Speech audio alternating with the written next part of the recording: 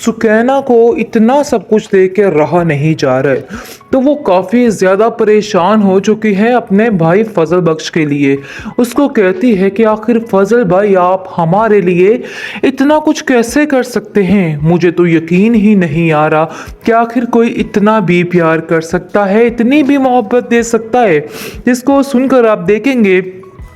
कि कहता है फजल बख्श कि तुम परेशान क्यों हो रही हो, ये सब तो मेरा फ़र्ज़ है और मुझे ये सब कुछ करना ही करना है। ये मैं किसी पे एहसान नहीं कर रहा हूँ, बल्कि अपनी मोहब्बत की खातिर ये सब कुछ कर रहा हूँ। और मोहब्बत में तो न जाने लोग क्या क्या कर जाते हैं, मैंने तो सिर्फ और सिर्फ अपना भेस बदला है। आगे से आप देखेंगे कि कहती है शिब्रा की माँ कि तुम फजल बख्श काफ़ी दिनों से गायब से हो जाते हो, तुम घर से मत जाया करो, तुम जाते हो तो घर की रौनक चली जाती है। तुम नहीं जानते हो कि तुम्हारे बाद हम बहुत ज़्यादा अकेले पड़ जाते हैं। जब शिब्रा की और सुकैना की शादी हो जाएगी, वो यहाँ से चली जाएंगी, तो तुम्हारे अलावा हमारे पास कौन होगा। मैं तो चाहती हूँ कि तुम्हारी भी शादी करके कोई अच्छी सी दुल्हन लेके इधर ही ले आऊँ।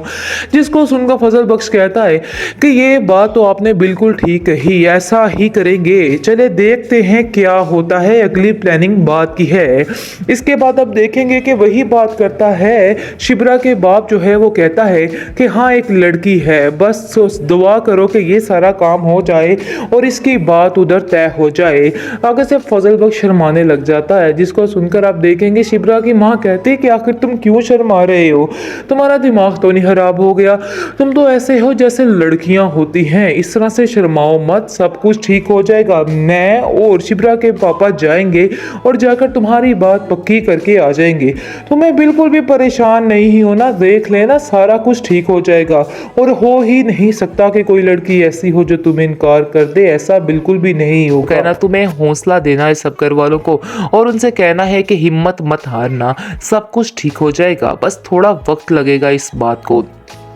लेकिन आप देखेंगे कि शिब्रा कहती है कि मुझे किसी की कोई भी ज़रूरत नहीं है, इसलिए किसी को भी हमारे घर के मामलात के लिए परेशान होने की कोई भी ज़रूरत नहीं है और ना ही कोई इंटरफेयर करने की ज़रूरत है। लेकिन आप देखेंगे कि फजल बख्श कहता है कि आप लोगों ने मुझे पल में पराया कर दिया है, आप ऐसा मत करें, सब कुछ ठीक हो जाएगा, कोई भी घबराने वाली बात नहीं है। इन सब चक्करों में सुकैना की रुखसती भी रुक गई है, जिसकी वजह से घर में काफ़ी परेशानी बढ़ चुकी है, क्योंकि डर है सुकैना को कि ऐसा ना हो कि इस मामले की वजह से कि उसके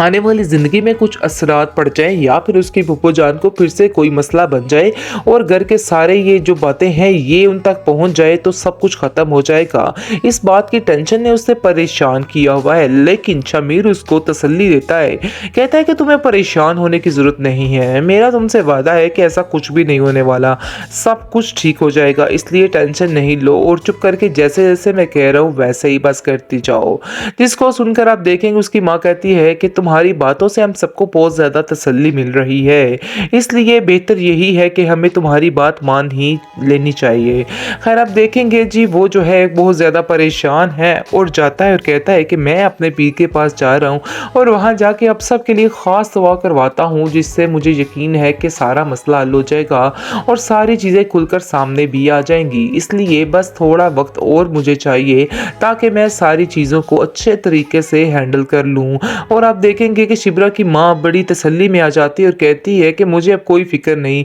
मुझे यकीन है कि तुम सारी बातों को अच्छे तरीके से हैंडल कर लोगे, हर चीज़ को संभाल लोगे, इसलिए कोई भी टेंशन वाली बात नहीं है, हमें तुम पे पूरा पूरा भरोसा है कि तुम जो करोगे ठीक ही करोगे। महरीन को समझ आ चुकी है कि ये इंसान उसके पास आने वाला नहीं, चाहे वो जितने मर्जी जतन कर ले, जो मर्जी कर ले, वो उसके साथ नहीं रहेगा और ना ही उससे शादी करेगा। इस चीज़ का अंदाज़ा तो अब उसको हो चुका है, लेकिन उसने भी सोच लिया है कि वो शमीर को ऐसे चने चबाएगी कि शमीर सारी ज़िंदगी याद रखेगा, क्योंकि उसको शक हो रहा है कि कोई ना कोई ऐसी मसरूफियत ज़रूर है जिसकी वजह से ये इंसान बिल्कुल हर चीज़ से बेखबर हो चुका है और उसे किसी और की होश ही नहीं रही, क्योंकि उसका दोस्त जो है शमीर का, उसके मुंह से कुछ ऊटपटांग निकल जाता है, जिसकी वजह से उसको भनक पड़ जाती है कि दाल में कुछ वाइट ज़रूर है। जी, यही बात हुई है कि उसको थोड़ा-सा अंदाज़ा हो रहा है कि चक्कर कुछ और ही है। ये बाबे-शाबे वाला कोई भी सीन नहीं था, ये सारा कुछ जानबूझकर किया गया है। जिस बात का ज़िक्र वो अपने बाप से करती है और कहती है कि देख लीजिए, वही हुआ जिस चीज़ का डर था,